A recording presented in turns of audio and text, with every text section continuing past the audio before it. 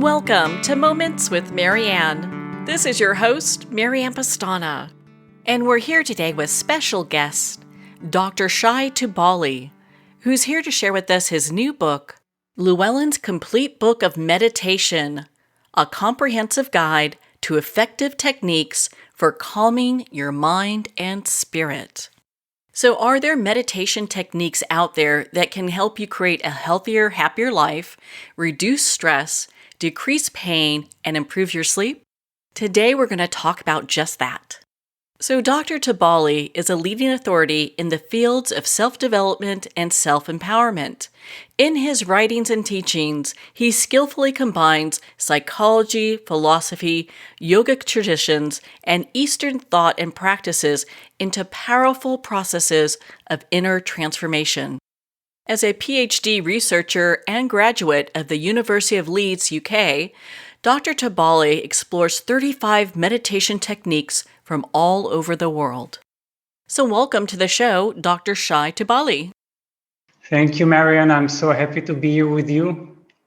My goodness, what an honor it is to have you here and to talk about this book. What inspired you to write this? Well, that's a good initial question.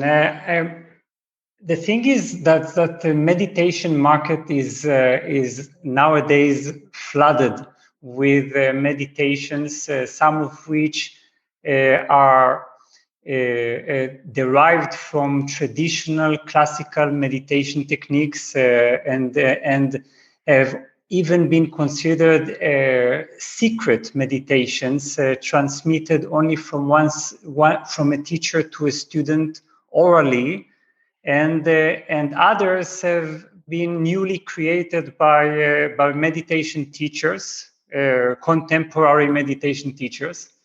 And I think that it's very confusing when we embark on the meditative journey, when we resolve to begin to meditate, or at least to experiment with meditation. I think we perhaps are going to explore the difference between the two, because there's the whole question of whether we should discipline ourselves by starting to meditate on a daily basis, and just begin to taste, to experiment with the meditative world.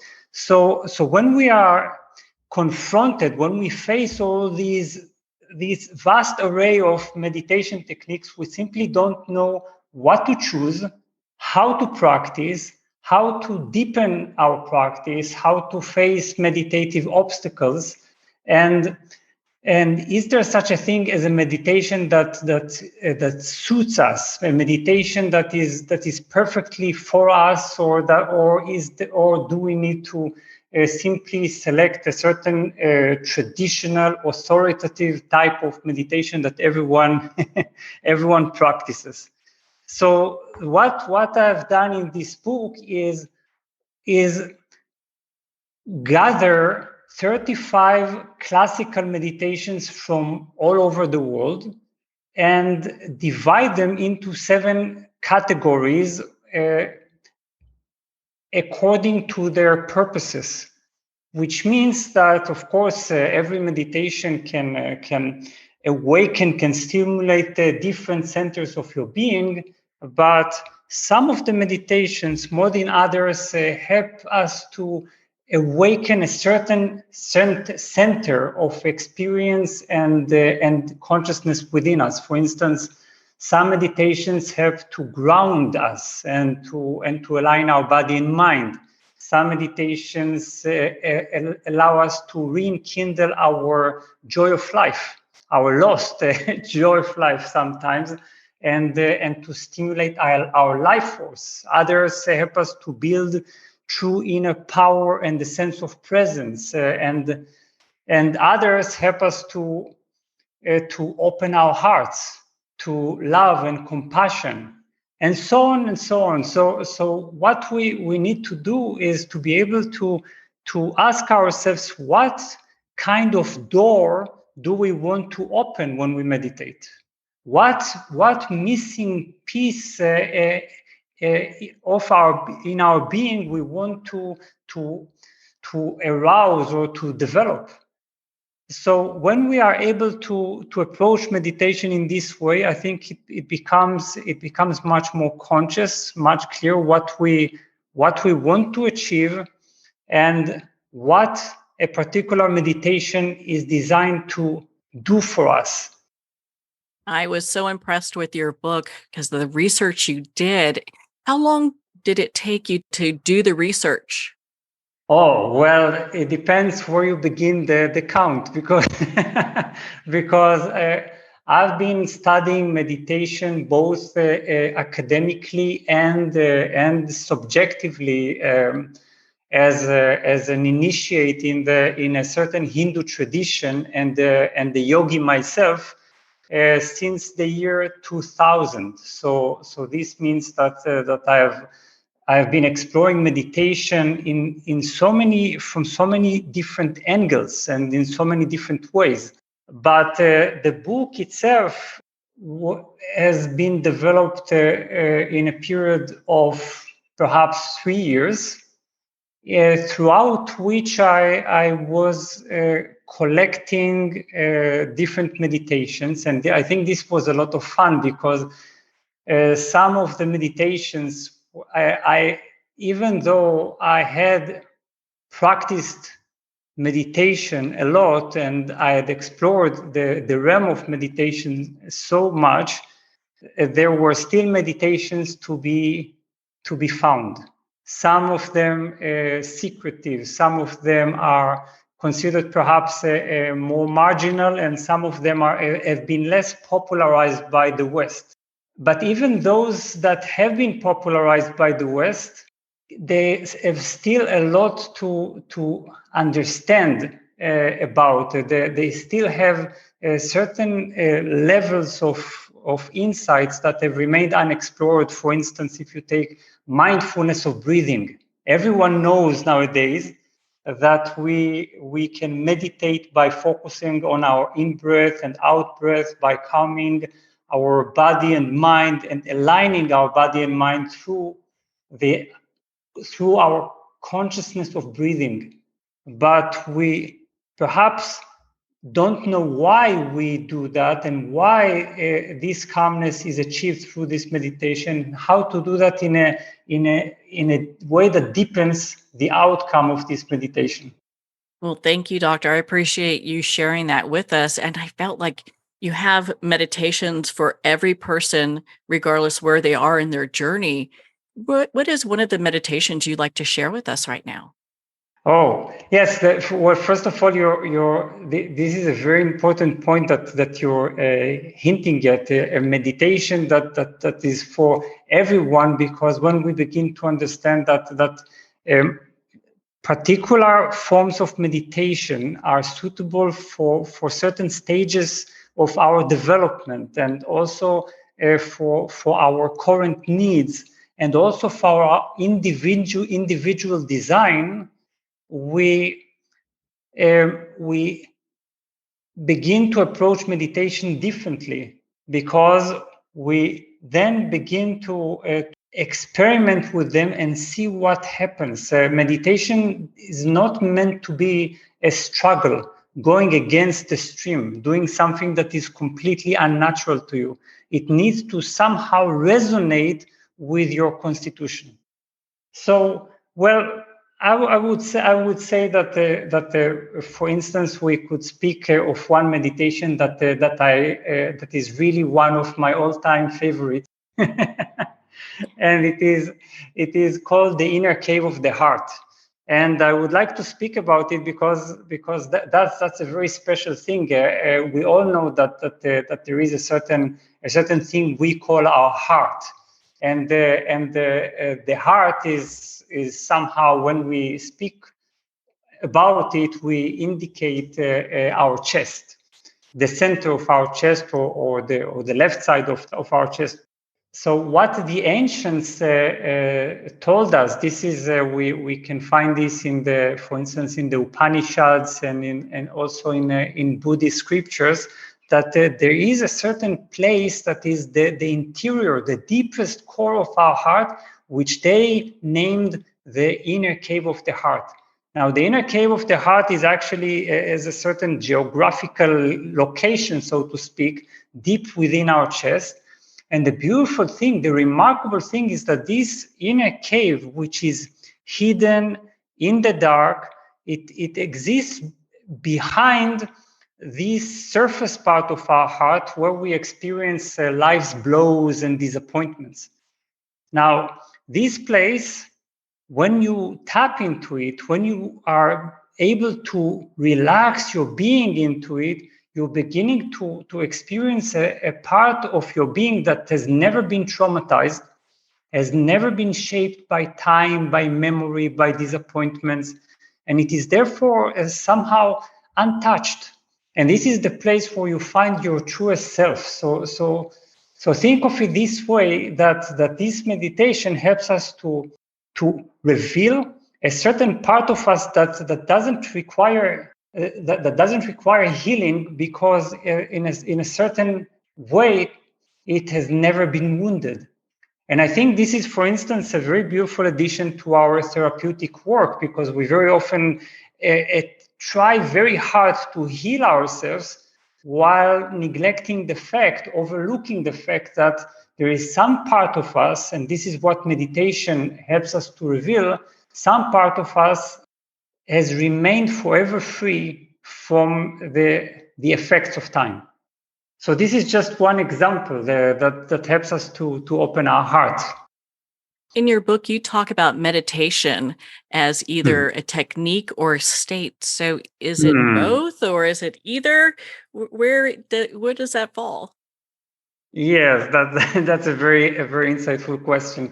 Yes, there is this kind of distinction is important for us to make, because sometimes we call meditation all those techniques that facilitate the state of meditation, and here is this distinction exactly is that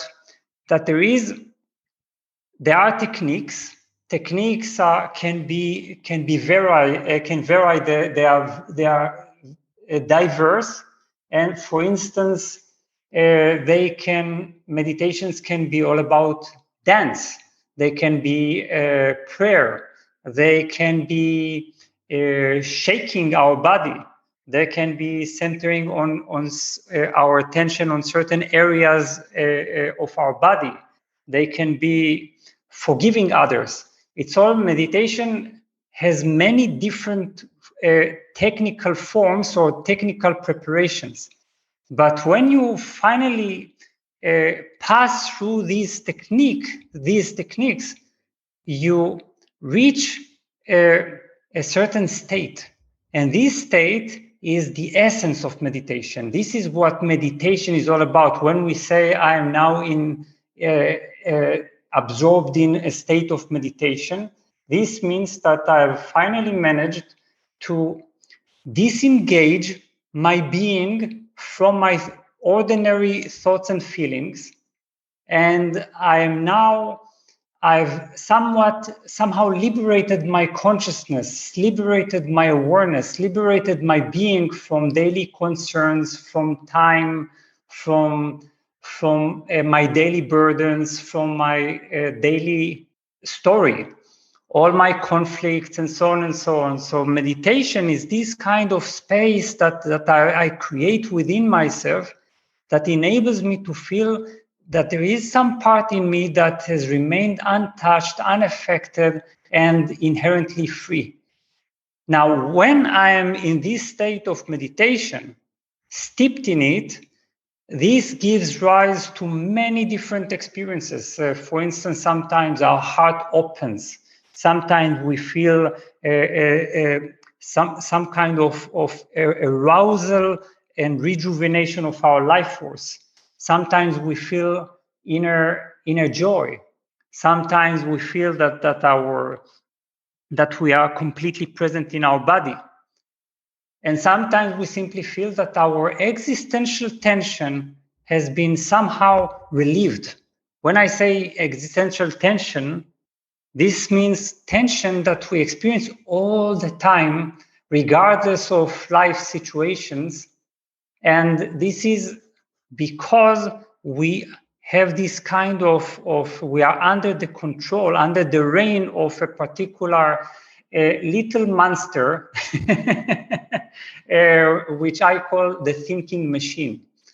And as long as the thinking machine governs us, consciously and unconsciously, it makes us feel as if there is always a certain problem to solve. There is always something that needs fixing, and that we are always absorbed, engaged in some project of self-improvement, self-fixing.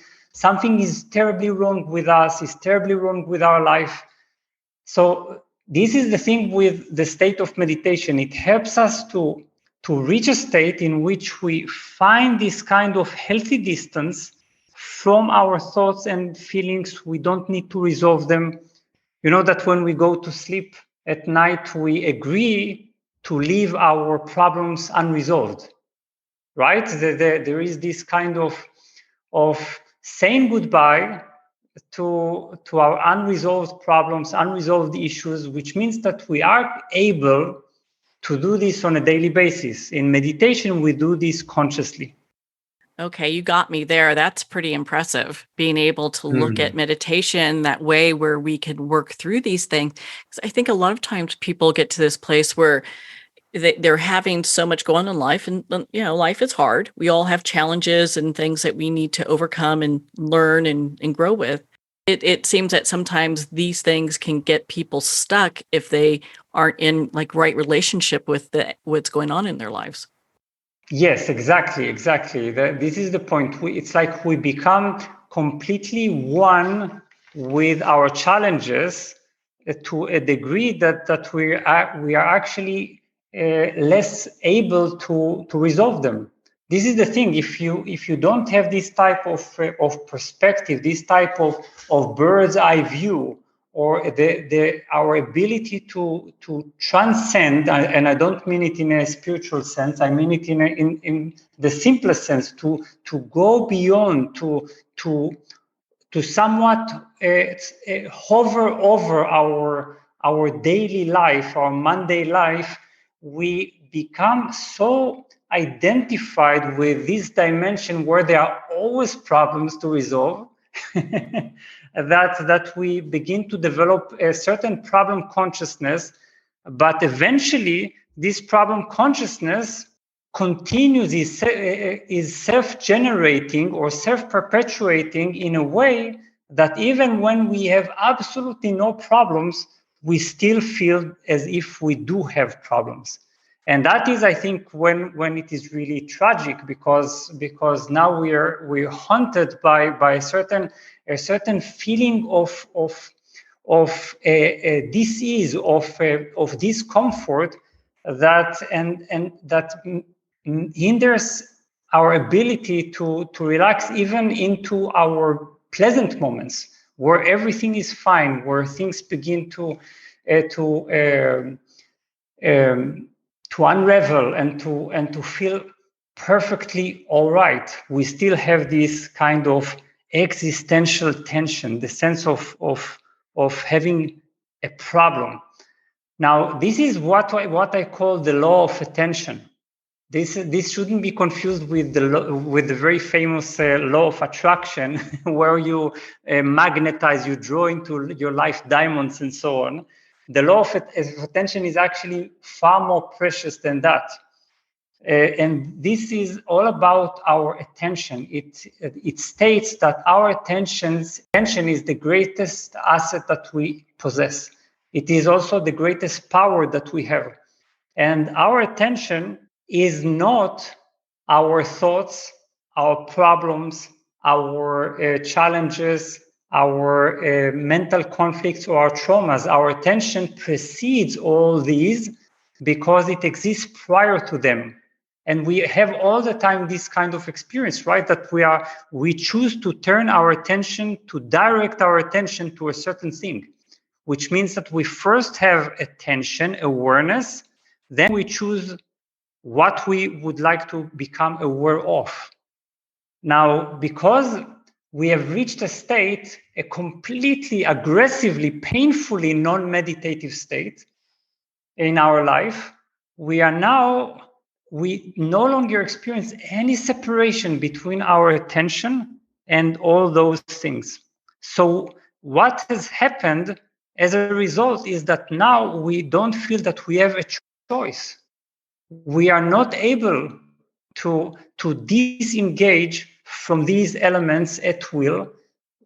On the contrary, we have been nourishing them so intensely through the power of our attention that now they have become monstrous. They've become like forces inside us that we feel that we can no longer overcome. We are powerless when they take over our being.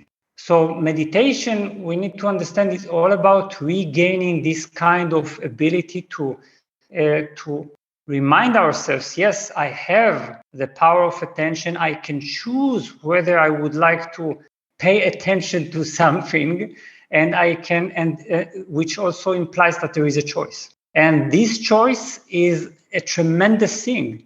This choice is freedom. That is so empowering. It's so empowering. I mean, there's so much to touch in this book. I mean, we're not even doing it justice by the time that we have today to talk about it. I do want to talk about, though, you also, I understand you have a proprietary method that you teach teachers and therapists and students. And I'd love for you to share that with us.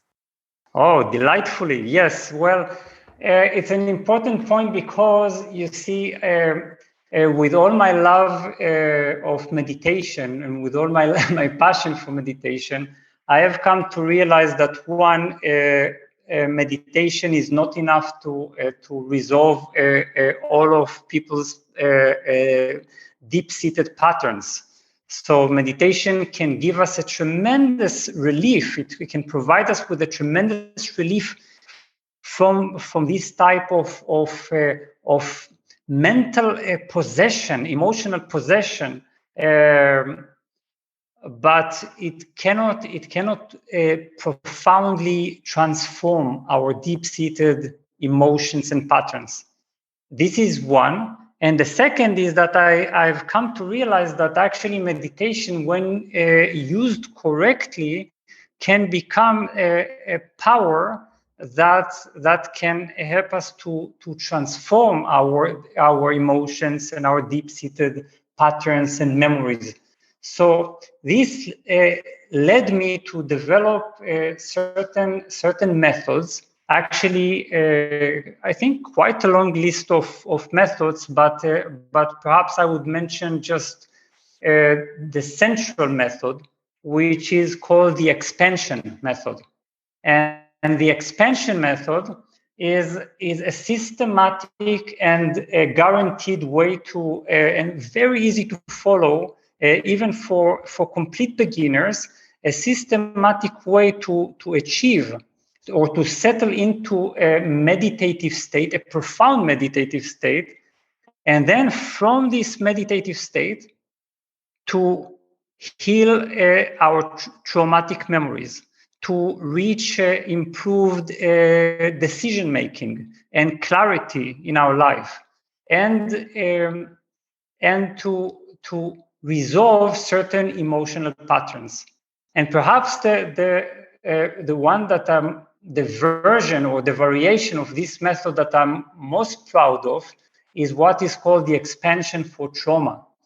And this expansion has proven to be extremely successful, and we have already. I'm saying we have because I've trained hundreds of therapists, coaches, psychologists, medical doctors in this method. We have managed to bring people, even deeply traumatized people, to a profound state of meditation from which they could revisit, where they were empowered to revisit their traumatic memories, pour presence into these moments in which they actually said no to life.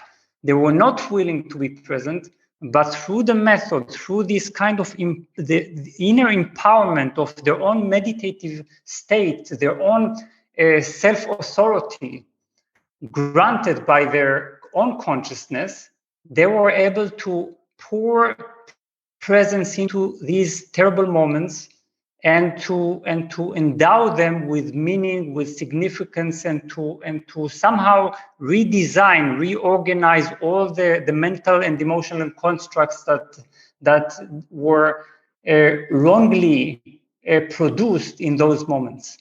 So I think when you get the opportunity to guide someone through this process and to see how they all of a sudden they were crying just a moment before, and you were thinking, my God, this is never going to work.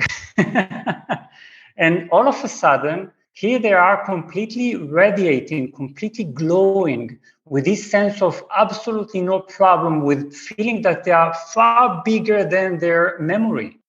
Because the problem with traumatic memory is that we experience that we are far smaller. We're like tiny dots within this huge circle of memory.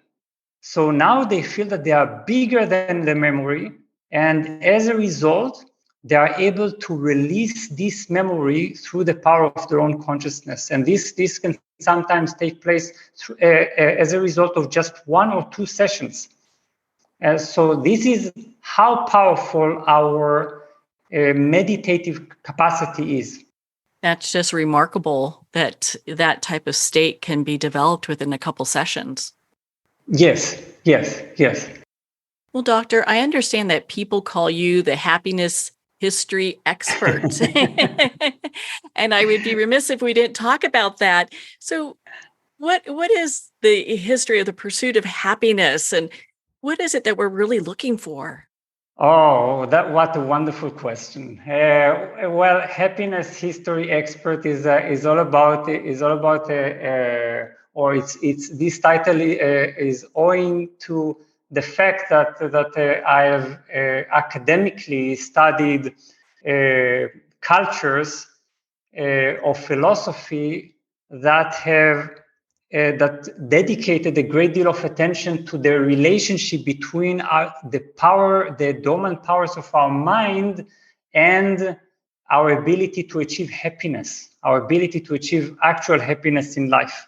So this is nothing like abstract philosophy in the academic world. So, what I would say, and this is the conclusion that all of these traditions seem to share, including the Greek ancients and the Indian ancients, is that happiness is actually a natural state. A natural state, which means that it primordially exists within our being, and it is just overlooked as a result of a certain ignorant misuse of our mind. We simply don't know how to harness the power of our mind in order to move away from our habitual thinking, our suffering-inducing thinking, to a natural state that is already there, just under our nose. And I think that this is so beautiful to understand, because this has also a lot to do with the nature of meditation. What meditation is all about, it's not about achieving some future state, some promised state of relaxation, of happiness, of joy. It's realizing that it's already here, only you don't notice it. And you know that in the West, we nowadays I think almost the entire world is Western-like. So we shouldn't say in the West, but generally in our modern society, happiness forever eludes us. We keep on marching toward this project of happiness, hoping that one day, that it's just around the corner, if we only did this and that and this and that.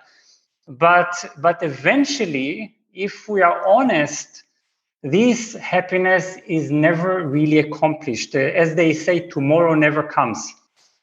So what meditation tells us and what this type of happiness, meditative happiness, is all about is the realization that happiness is in the here and now, just beneath the turbulent and highly conflicted stream of our thinking and feeling. I love that. I absolutely love that. And it just invites us to be present in this moment for what it all offers. Right, exactly. I think nowadays people understand this and that is why the mindfulness movement has become so widespread. Yeah, it's such a good time in history that's taking place. Oh, my goodness, Dr. Tubali. I mean, we could talk forever. I found your book, Llewellyn's Complete Book of Meditation, and your work to be just absolutely stellar. Where can our listeners connect with you and be part of your community and learn more about your work? Well, people are more than invited, first of all, to approach my official website, which is Shai Tubali, SHAITUBALI.com. In this website, they can find upcoming events, but also many blog entries and introductory materials. But above all, I would recommend that people visit my YouTube channel, also under my name, which includes hundreds of videos containing numerous guided meditations and videos explaining how to integrate the meditative perspective into our daily life. Well, Dr. Tubali, thank you so much for taking the time to be on the show with us here today. I'm so grateful for this incredible conversation. Thank you. Well, thank you, Dr. Tubali. It has been such an honor to spend this time with you and to talk about your new book, Llewellyn's Complete Book of Meditation, a comprehensive guide to effective techniques for calming your mind and spirit. Llewellyn's Complete Book of Meditations is available at Amazon, Barnes & Noble, and all indie retailers. And if you don't see it on the shelf, just ask for them to order. And remember, support our indie bookstores. Again, if you'd like to reach Dr. Tubali, you can at his website. That's SHAITUBALI.com. On that note, we will pause here for a quick break, and we'll be right back after these messages.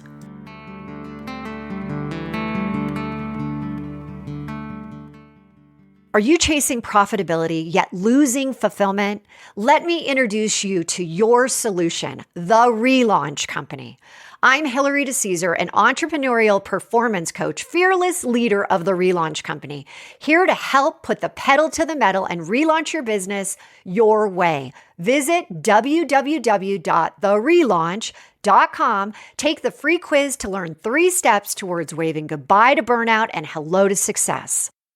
The book Terminal Cancer is a Misdiagnosis, authored by Danny Carroll, is on sale at Amazon now. Licensed psychologist and psychotherapist Tessa Antiojon-Guerra commented, "This is one of the most empowering books on the topic of cancer you will ever read." Award-winning author T.L. Needham commented, "This recommended book can be understood by anyone seeking answers, hope, and alternatives to a terminal diagnosis. Buy it now on Amazon.com.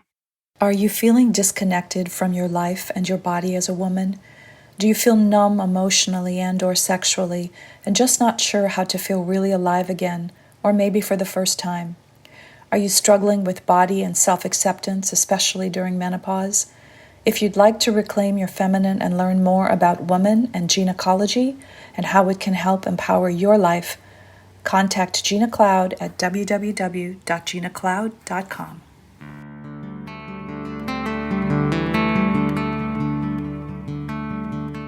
I'd like to thank Jason Eastwood at Guitarfulness for sharing his inspiring music and talent with us. His music is known worldwide for cultivating atmospheres of harmony, inner peace, and clarity. Visit Jason's website at guitarfulness.com. Join his newsletter, be part of his community, and download his music. Well, we're at the end of our time today. I'd like to thank everyone for tuning in. You've been listening to Moments with Marianne, where we make every moment count.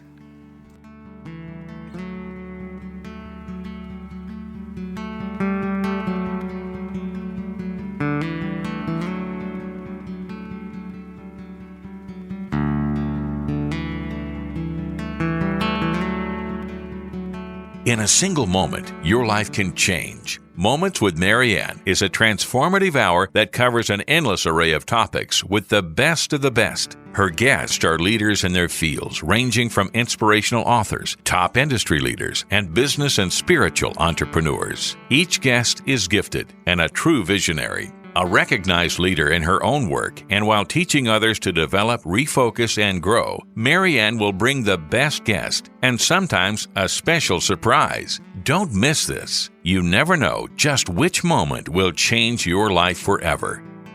Make sure to tune in and visit momentswithmarianne.com for more information.